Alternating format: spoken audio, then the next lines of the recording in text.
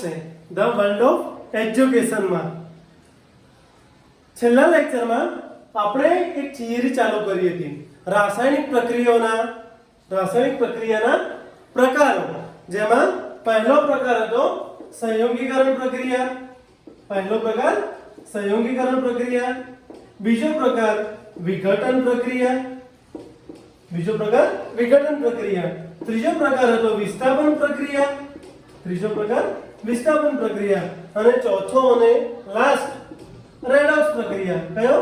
Redox પ્રક્રિયા, જેમાં અગાઉ આપણે સંયોગીકરણ પ્રક્રિયાનો અભ્યાસ કર્યો હતો. તો આજે આપણે વિઘટન પ્રક્રિયાનો અભ્યાસ કરીશું. તો વિઘટન પ્રક્રિયા એટલે શું?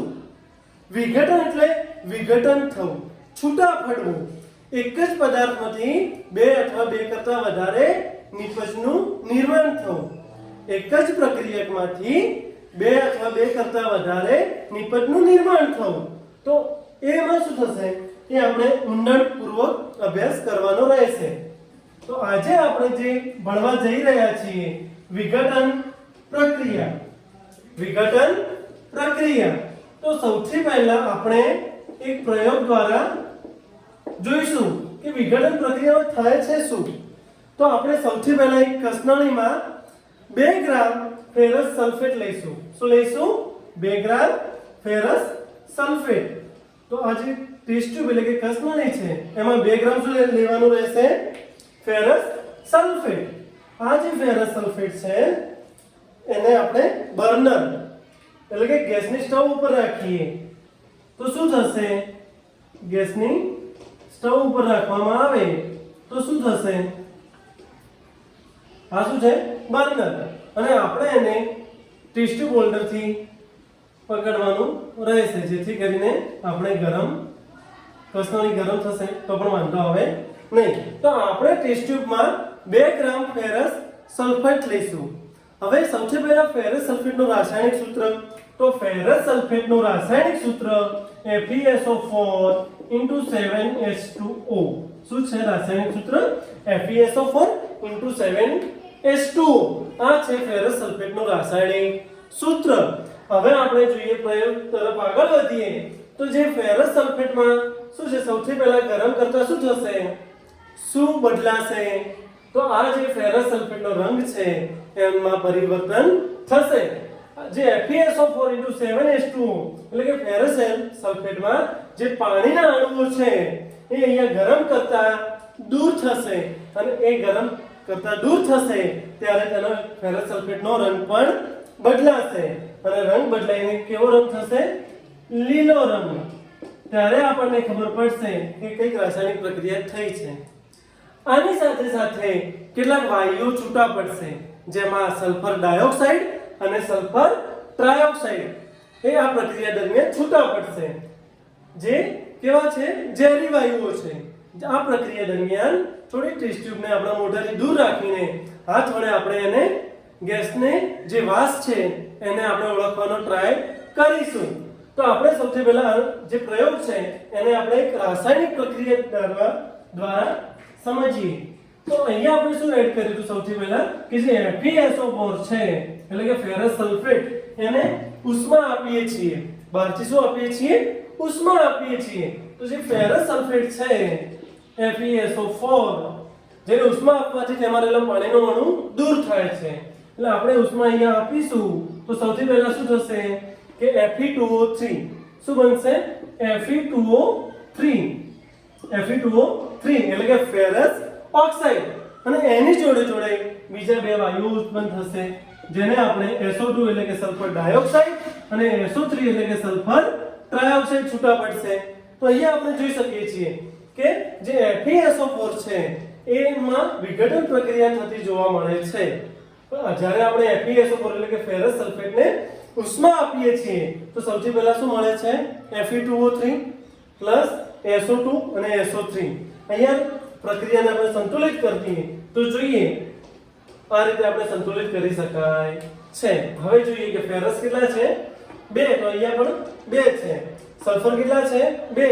તો 1 અને 2. જ્યારે ઓક્સિજન કેટલા છે? અહીંયા 8 છે તો અહીંયા પણ 8 છે. તો આ જે સમીકરણ છે સમતુલિત સમીકરણ છે એવું કહી શકાય. ઓકે, તો આ જે પ્રક્રિયા દરમિયાન એક જ પ્રક્રિયકમાંથી બે અથવા બે કરતા વધારે નિપજો જે મળે છે તો આ પ્રક્રિયા વિઘટન પ્રક્રિયા છે એવું કહી શકાય. ઓકે, આપણે હજુ બીજા ઉદાહરણ દ્વારા સમજીએ તો કેલ્શિયમ કાર્બોનેટનો અણુ છે, કેલ્શિયમ કાર્બોનેટનો જે અણુ છે એને ઉષ્મા આપવાથી શું થશે? કેલ્શિયમ કાર્બોનેટ છે તેને ઉષ્મા આપવાથી કળી ચૂનો એટલે કે CaO પ્લસ બીજું શું છૂટું પડશે? CO2. એટલે કે જે કેલ્શિયમ કાર્બોનેટ છે તેને ઉષ્મા આપવાથી કેલ્શિયમ ઓક્સાઇડ શું છૂટું પડશે? કેલ્શિયમ ઓક્સાઇડ, જેને આપણે કળી ચૂનો તરીકે ઓળખવામાં આવે છે. શેના તરીકે ઓળખીએ છીએ? કળી ચૂનો. તો એક માર્ક્સમાં એવો પ્રશ્ન પૂછાઈ શકે કે જે કળી ચૂનાનું રાસાયણિક સૂત્ર આપો, તો આપણે શું દર્શાવીશું? CaO calcium oxide. સાથે સાથે કાર્બન ડાયોક્સાઇડ છૂટો પડે છે. તો આ પ્રક્રિયા દરમિયાન પણ આપણે જોઈ શકીએ છીએ કે એક જ પ્રક્રિયકમાંથી ઉષ્મા આપવાથી બે નિપજોનું નિર્માણ થાય છે. તો આ પ્રક્રિયા કઈ પ્રક્રિયા તરીકે ઓળખવામાં આવશે? વિઘટન પ્રક્રિયા તરીકે ઓળખવામાં આવશે. તો આ એવી પ્રક્રિયાઓ કે જે પ્રક્રિયામાં એક જ પ્રક્રિયકનું ઉષ્મા આપવાથી શું થશે? બે અથવા બે કરતા વધારે નિપજમાં નિર્માણ પામશે તેને શું કહેવાય? વિઘટન પ્રક્રિયા. ઓકે, હવે જોઈએ બીજા ઉદાહરણ દ્વારા લેડ નાઇટ્રેટ લઈએ. શું લઈશું? કસનળીમાં 2 ગ્રામ લેડ નાઇટ્રેટ લઈશું. તો શું થશે? જે આપણે અહીંયા કસનળી લઈએ છીએ એમાં શું ઉમેરીશું? 2 ગ્રામ લેડ નાઇટ્રેટ. 2 ગ્રામ લેડ નાઇટ્રેટ અહીંયા ઉમેરીશું અને પછી એને ગરમ કરતા શું થશે? શું થશે? તો આ પ્રક્રિયાના અંતે આપણને કથ્થાઈ રંગના ધુમાડા જોવા મળશે. એ શું દર્શાવે છે? નાઇટ્રેટ. શું દર્શાવે છે? નાઇટ્રેટ. તો હવે જોઈએ આપણે આ પ્રક્રિયાને રાસાયણિક સમીકરણ દ્વારા, તો આપણને વધુ ખબર પડશે. તો અહીંયા આપણે એક સમીકરણ દ્વારા સમજાવીએ કે સૌથી પહેલા શું લેવાનું છે? લેડ નાઇટ્રેટ એટલે કે PbNO3 ટ્વાઇસ, જેને આપણે બહારથી શું આપીશું? ઉષ્મા. તો શું બનશે? સૌથી પહેલા લેડ ઓક્સાઇડ, પછી બીજું બનશે નાઇટ્રેટ અને ઓક્સિજન વાયુ. તો સૌથી પહેલા હવે આપણે કરીશું આ જે સમીકરણ આપેલું છે એને સંતુલિત કરીએ. તો શું થશે કે અહીંયા જે સમીકરણ છે એને 2PbO 4NO2 અને 2 લેડ નાઇટ્રેટ એટલે કે હવે જુઓ હવે શું થશે કે જે 2 Pb છે તો અહીંયા પણ કેટલા છે? 2 Pb. N કેટલા છે? એટલે કે નાઇટ્રોજન છે એ અહીંયા કેટલા છે? 2 2 4, જે અહીંયા કેટલા છે? 4 નાઇટ્રોજન. અને અહીંયા ઓક્સિજન કેટલા છે? 4 2 8 પ્લસ 2 એટલે કે 10 અને અહીંયા 2 એટલે કે 12. તો અહીંયા કેટલા છે? ઓક્સિજન 3 2 6 6 2 12 એટલે કે 12 ઓક્સિજન છે. તો આપણે જોયું કે બધા જ પરમાણુ કેવા છે? સમાન. એટલે કે આ સમીકરણ સમતુલિત સમીકરણ છે. તો અહીંયા શું થયું? સૌથી પહેલા કે 2 ગ્રામ લેડ નાઇટ્રેટ ને જ્યારે આપણે કસનળીમાં એડ કરીએ છીએ અને જ્યારે બર્નર વડે અથવા ગેસ સ્ટવ વડે જ્યારે આપણે એને શું આપીએ છીએ? ગરમી ઉષ્મા આપીએ છીએ. તો સૌથી પહેલા શું થશે? થોડી વાર પછી આ જે નાઇટ્રેટ છે એના કથ્થાઈ રંગના ધુમાડા જોવા મળશે. શું જોવા મળશે? કથ્થાઈ રંગના ધુમાડા જોવા મળશે. અને બીજું શું નિપજ મળશે? Lead oxide. શું નિપજ મળશે? લેડ ઓક્સાઇડ અને ઓક્સિજન જે ગેસ સ્વરૂપે બહાર છૂટો પડશે. શું પડશે? ઓક્સિજન જે ગેસ સ્વરૂપે બહાર છૂટો પડશે એટલે કે વાયુ સ્વરૂપે બહાર છૂટો પડશે. તો જે સૌથી પહેલા આપણે લેડ નાઇટ્રેટ લીધું કસનળીમાં, જેને આપણે ઉષ્મા આપી તો શું થયું? લેડ ઓક્સાઇડ પ્લસ કસનળી ઉપર શું મળશે? કથ્થાઈ રંગના ધુમાડા, જે શું દર્શાવે છે? નાઇટ્રેટ પ્લસ ઓક્સિજન પણ છૂટો પડે છે. તો અહીંયા પણ શું દર્શાવે છે કે જે એક જ પ્રક્રિયક જેનું ઉષ્મા વડે વિઘટન થાય છે બહારથી ગરમી આપીને, તો ત્યારે શું થાય છે? 2 અથવા 2 કરતા વધારે નિપજ આપે છે. તો એ પ્રક્રિયાને શું કહીશું? શું કહીશું? વિઘટન પ્રક્રિયા. પરંતુ એવી પ્રક્રિયાઓ જેમાં પ્રક્રિયકને બહારથી વધારે ઉષ્મા આપવામાં આવે છે, એટલે કે સામાન્ય તાપમાને તેમનું વિઘટન થતું નથી, તો બહારથી વધારે ઉષ્મા આપવામાં આવે છે, તો એવી પ્રક્રિયાને ઉષ્મીય વિઘટન પ્રક્રિયા કહેવામાં આવે છે. કેવી પ્રક્રિયાઓ? ઉષ્મીય વિઘટન પ્રક્રિયાઓ. ઉષ્મીય વિઘટન પ્રક્રિયા. ઉષ્મીય વિઘટન પ્રક્રિયા એટલે શું? કે જે પ્રક્રિયામાં પ્રક્રિયકો સામાન્ય તાપમાને વિઘટન પામતા નથી, પરંતુ તેમને બહારથી વધારે પડતી ઉષ્મા આપવામાં આવે છે, ત્યારે શું થાય છે? વિઘટન પામે છે. તો એવી પ્રક્રિયાઓને ઉષ્મીય વિઘટન પ્રક્રિયા કહેવામાં આવે છે. ઓકે, હજુ આપણે જે પણ એક્ઝામ્પલ આગળ જોયા, લેડ નાઇટ્રેટ નું જોયું, કેલ્શિયમ કાર્બોનેટ નું જોયું, પછી ઉપર એના આગળ એક ઉદાહરણ જોયું ફેરસ સલ્ફેટ નું.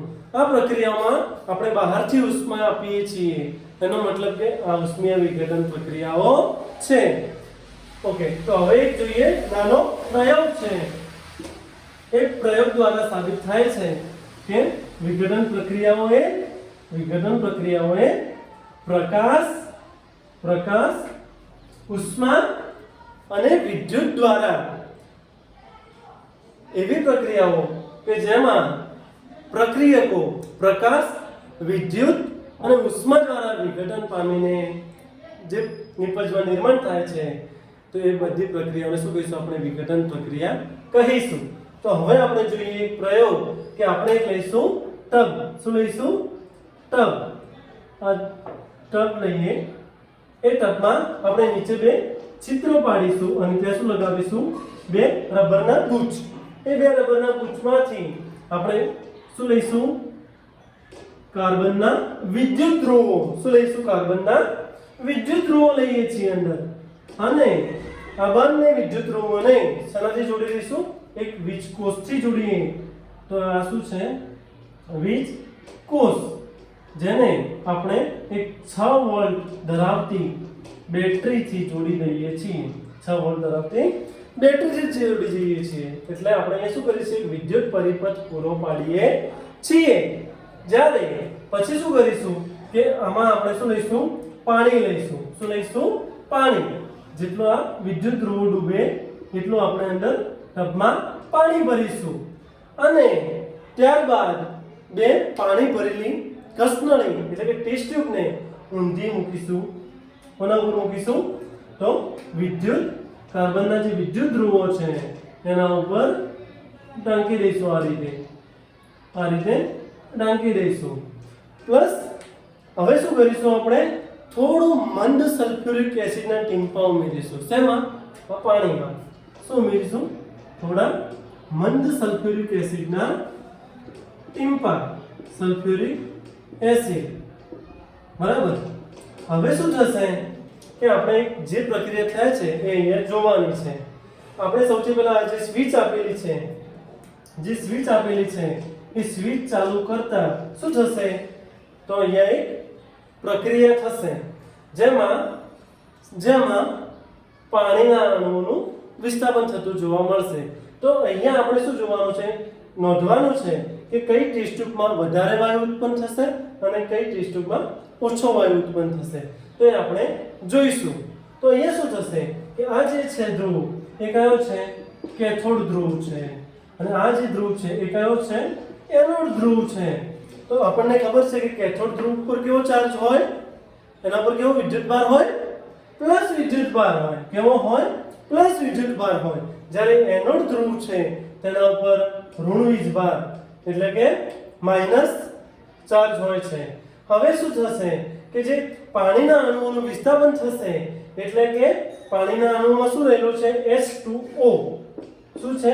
H2O. એટલે એમાંથી H પ્લસ છૂટા પડશે અને O માઈનસ 2 છૂટા પડશે. H પ્લસ અને O માઈનસ 2 છૂટા પડશે. તો શું થશે? કેથોડ શું છે? પ્લસ વીજભાર ધરાવે છે, એટલે કેથોડ પર હાઇડ્રોજન વાયુઓ જશે. અહીંયા જે પાણીના પરપોટા અંદર થશે એ કેવા હશે? હાઇડ્રોજન વાયુના હશે. કેવા હશે? H2 એટલે કે હાઇડ્રોજન વાયુના પરપોટા જોવા મળશે.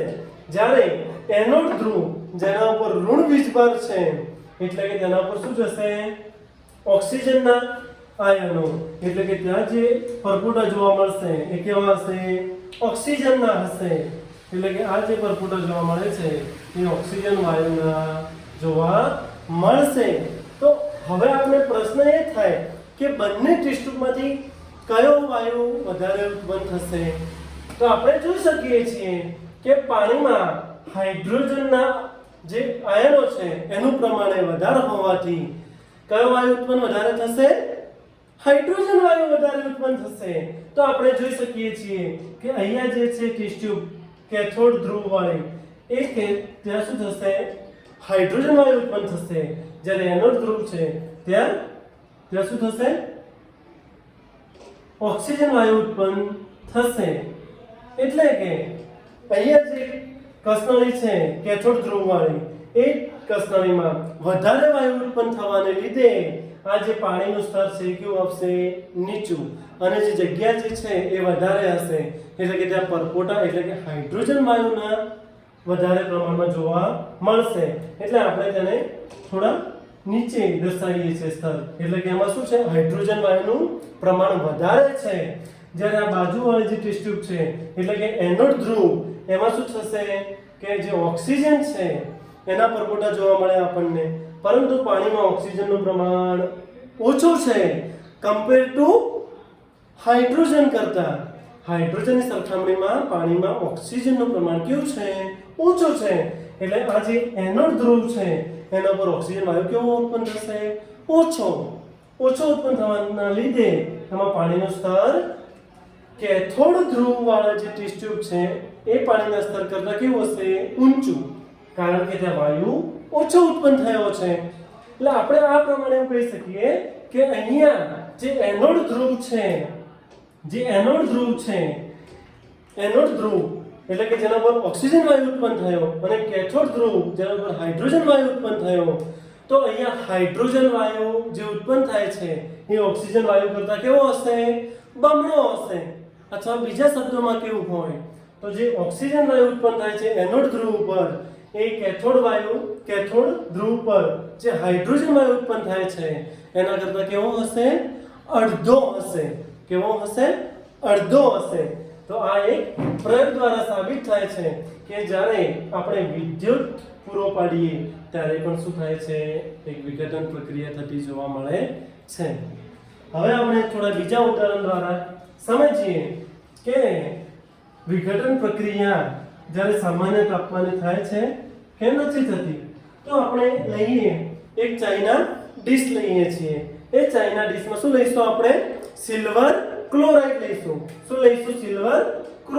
ક્લોરાઇડ જેનું સૂર્યપ્રકાશ એટલે કે સૂર્યપ્રકાશમાં મૂકતા બહાર તડકામાં મૂકતા શું થશે સિલ્વર અને ક્લોરીનમાં વિઘટન થશે અહીંયા સંતુલિત કરવા આપણે અહીંયા 2AgCl મૂકીએ અને અહીંયા 2Ag એટલે રાસાયણિક સમીકરણ સંતુલિત થઈ ગયું બરાબર તો અહીંયા શું થશે કે જ્યારે સફેદ સિલ્વર ક્લોરાઇડને સૂર્યપ્રકાશમાં મૂકવામાં આવે તો તેનું વિઘટન સિલ્વર અને ક્લોરાઇડમાં થશે એટલે કે આ એવી પ્રક્રિયા છે કે જે સામાન્ય તાપમાને પણ તેનું વિઘટન શક્ય બને છે તો શું કર્યું આપણે સૌથી પહેલા કે ચિનાઈ ડીશમાં 2 ગ્રામ સિલ્વર ક્લોરાઇડ લીધું અને બહાર તડકામાં એટલે કે સૂર્યપ્રકાશની હાજરીમાં શું થશે તેનું વિઘટન થઈ અને સિલ્વર અને ક્લોરીનમાં રૂપાંતર થશે ઓકે તો આપણે હજુ બીજું ઉદાહરણ જોઈએ જેમાં સૂર્યપ્રકાશની હાજરીમાં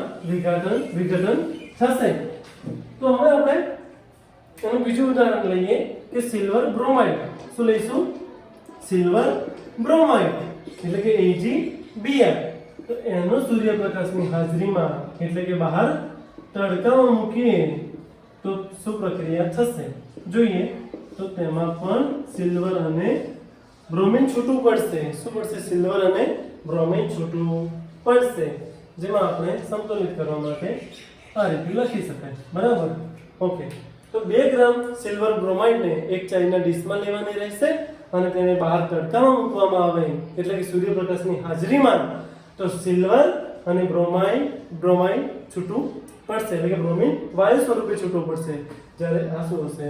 ઘન સ્વરૂપે હશે, જે સિલ્વર જે છે. તો અહીંયા જે છે કે એ પ્રક્રિયા સિલ્વર બ્રોમાઇડ જે સૂર્યપ્રકાશની હાજરીમાં સિલ્વર અને બ્રોમિનમાં વિઘટન પામે છે. આ જે પ્રક્રિયા છે એ બ્લેક એન્ડ વ્હાઇટ ફોટોગ્રાફીમાં વપરાય છે. આ જે પ્રક્રિયા છે એ બ્લેક એન્ડ વ્હાઇટ ફોટોગ્રાફીમાં પણ વપરાય છે. એ પ્રક્રિયા શેમાં વપરાશે? બ્લેક એન્ડ વ્હાઇટ ફોટોગ્રાફીમાં. એટલે કે પહેલાના સમયમાં જે ફોટોગ્રાફી થતી હતી એ કેવી ફોટોગ્રાફી થતી હતી? Black and white photography. તો આ જે ફોટોગ્રાફી છે જેમાં કઈ પ્રક્રિયા થશે? વિઘટન પ્રક્રિયા. પરંતુ કઈ વિઘટન પ્રક્રિયા?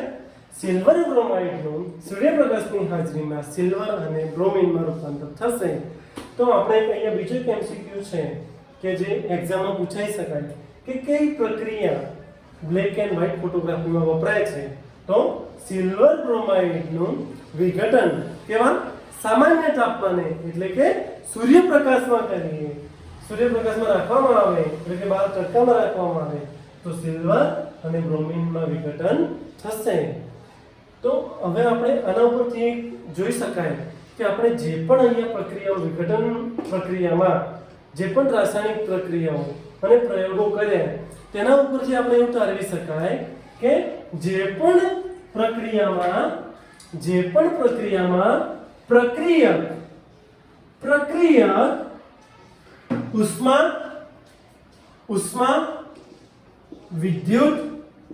ઉષ્મા વિદ્યુત અને પ્રકાશ વડે વિઘટન પામે છે તો તેવી પ્રક્રિયાને આપણે વિઘટન પ્રક્રિયા કહીશું. સામાન્ય રીતે સૂર્યપ્રકાશમાં વિઘટન પામે છે, પરંતુ ઘણીવાર શું થશે? એવી પ્રક્રિયાઓ હશે કે જે આપણે આગળ જોઈ, ફેરસ સલ્ફેટ જે સામાન્ય તાપમાને વિઘટન પામતું નથી, બહારથી ઉષ્મા આપવી પડે છે. તો એવી પ્રક્રિયાઓ જે પ્રક્રિયામાં રહેલા પ્રક્રિયક સામાન્ય તાપમાને વિઘટન પામશે નહીં, પરંતુ તેને બહારથી વધારાની ઉષ્મા આપવી પડશે, તો એવી પ્રક્રિયાને આપણે કહીશું ઉષ્મીય વિઘટન પ્રક્રિયાઓ. જ્યારે આપણે બીજું એક્ઝામ્પલ જોયું હતું કેલ્શિયમ કાર્બોનેટ, એમાં પણ આપણે શું કરતા હતા? બહારથી ઉષ્મા પૂરી પાડતા હતા, ત્યારે શું બનતું હતું? કેલ્શિયમ ઓક્સાઇડ અને બીજું કાર્બન ડાયોક્સાઇડ વાયુ છૂટો પડતો હતો. હવે આ જે કેલ્શિયમ ઓક્સાઇડ છે એ શેમાં વપરાય છે? તો એ બીજો MCQ અહીંયા મળે છે કે સિમેન્ટની બનાવટમાં કેલ્શિયમ ઓક્સાઇડ છે. કેલ્શિયમ ઓક્સાઇડ જે સિમેન્ટની બનાવટમાં વપરાય છે. તો એક માર્ક્સનો MCQ આપણને બીજો પણ આ રીતે પૂછી શકાય. કઈ રીતે? કે સિમેન્ટની બનાવટમાં નીચેનામાંથી શું વપરાય છે? તો કેલ્શિયમ ઓક્સાઇડ. આ જે કેલ્શિયમ ઓક્સાઇડ અહીંયા આપણે વિઘટન પ્રક્રિયા જોઈ હતી કે જે કેલ્શિયમ કાર્બોનેટ હતું જેનું બહારથી ઉષ્મા વડે CaO એટલે કે કેલ્શિયમ ઓક્સાઇડ જેને આપણે કળીચૂર્ણ કહીએ છીએ અને CO2 વાયુ બને છે. તો આ જે કેલ્શિયમ ઓક્સાઇડ છે એ સિમેન્ટની બનાવટમાં પણ વપરાય છે. તો વિઘટન પ્રક્રિયામાં આજે આપણે શું શીખ્યા કે જે પ્રક્રિયામાં પ્રક્રિયકો ઉષ્મા, વિદ્યુત અને પ્રકાશ વડે વિઘટન પામીને 2 અથવા 2 કરતા વધારે નિપજમાં પરિણમે છે તો એ પ્રક્રિયાને આપણે શું કહીશું? વિઘટન પ્રક્રિયા કહીશું. અને એક બીજી વ્યાખ્યા અહીંયા છે કે જ્યારે આ જે એવી પ્રક્રિયાઓ કે જેમાં બહારથી ઉષ્મા આપવામાં આવે છે અને એ ઉષ્માનું શોષણ થાય છે તો એ પ્રક્રિયાને આપણે શું કહીશું? ઉષ્મા શોષક. એવી પ્રક્રિયાઓ જે પ્રક્રિયા દરમિયાન ઉષ્માનું શોષણ થાય છે તો તેને આપણે શું કહીશું? ઉષ્મા શોષક પ્રક્રિયાઓ. તો અહીંયા આપણે બીજું જોઈ શકીએ છીએ આગળ જેટલી પણ રિએક્શનો જોઈ આપણે પ્રક્રિયાઓ જોઈ વિઘટન પ્રક્રિયામાં એ બધામાં ઉષ્માનું શોષણ થતું હતું. ઉષ્માનું શોષણ થતું હતું. તો એવું કહી શકાય કે વિઘટન પ્રક્રિયાઓમાં ઉષ્માનું શોષણ થાય છે જેથી કરીને એને ઉષ્મા શોષક પ્રક્રિયા કહેવાય. તો એક બીજો બોર્ડ એક્ઝામમાં આ રીતે પણ પ્રશ્ન પૂછાઈ શકે કે ઉષ્મા શોષક પ્રક્રિયા એટલે શું? ઉદાહરણ આપી સમજાવો. તો આપણે અહીંયા લખી શકાય. શું લખી શકાય કે ઉષ્માશોષકની વ્યાખ્યા લખી દેવાની પહેલા. તો ઉષ્માશોષકની વ્યાખ્યા શું છે કે પ્રક્રિયા દરમિયાન ઉષ્માનું શોષણ થાય તો એ પ્રક્રિયાને શું કહેવાય? ઉષ્મા શોષક પ્રક્રિયા. ઉષ્માનું શોષણ થાય તો એવી પ્રક્રિયાને ઉષ્મા શોષક પ્રક્રિયા તરીકે ઓળખવામાં આવે છે. જેમ કે આપણે ફેરસ સલ્ફેટને બહારથી ઉષ્મા આપી એટલે જે પાણીનો અણુ સૌથી પહેલા દૂર થયો તો એમાં શું થયું? ઉષ્માનું શોષણ, જેના લીધે લીલો રંગમાં પરિવર્તન પામ્યું. તો આ પણ એક શું છે? ઉષ્મા શોષક પ્રક્રિયા. કેલ્શિયમ કાર્બોનેટને પણ આપણે ઉષ્મા આપીએ છીએ તો એ પ્રક્રિયા દરમિયાન પણ શું થાય છે? ઉષ્માનું શોષણ. એટલે એ પણ શું છે? ઉષ્મા શોષક પ્રક્રિયા છે. પછી આપણે જ્યારે લેડ નાઇટ્રેટ વાળું જે ઉદાહરણ લીધું, જેમાં આપણે બર્નર વડે આપણે જે ઉષ્મા આપતા હતા, તો જે લેડ નાઇટ્રેટ હતું એનું પણ શું થતું હતું? એમાં પણ ઉષ્માનું શોષણ થતું હતું. એટલે એ પણ શું છે? ઉષ્મા શોષક પ્રક્રિયા. તો આ જે છે એ ઉષ્મા શોષક પ્રક્રિયા છે. તો આમાં 3-4 MCQ અને એક થિયરી એ રીતે પૂછાઈ શકે કે ઉષ્મા શોષક પ્રક્રિયા એટલે શું? ઉદાહરણ આપી સમજાવો. પછી સિમેન્ટની બનાવટમાં શું વપરાય છે? તો આપણે શું લખીશું? Calcium oxide. પછી એક બીજો પણ MCQ હતો. શું હતો? બ્લેક એન્ડ ફોટોગ્રાફીમાં શું વપરાય છે અથવા કઈ પ્રક્રિયા થાય છે? તો કઈ પ્રક્રિયા થાય છે એમાં?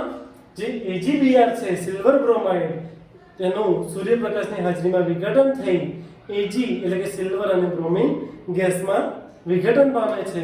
તો આ જે પ્રક્રિયા છે એ બ્લેક એન્ડ વ્હાઇટ ફોટોગ્રાફીમાં વપરાય છે. જે બ્લેક એન્ડ વ્હાઇટ ફોટોગ્રાફી પહેલાના સમયમાં ઉપયોગી હતી. તો આ છે આપણી વિઘટન પ્રક્રિયા. હવે આવતા જે નેક્સ્ટ લેક્ચરમાં આપણે ભણીશું વિસ્થાપન પ્રક્રિયા અને રેડોક્સ પ્રક્રિયા. રેડોક્સ પ્રક્રિયાને ઓક્સિડેશન અને રિડક્શન પ્રક્રિયા તરીકે પણ ઓળખવામાં આવે છે.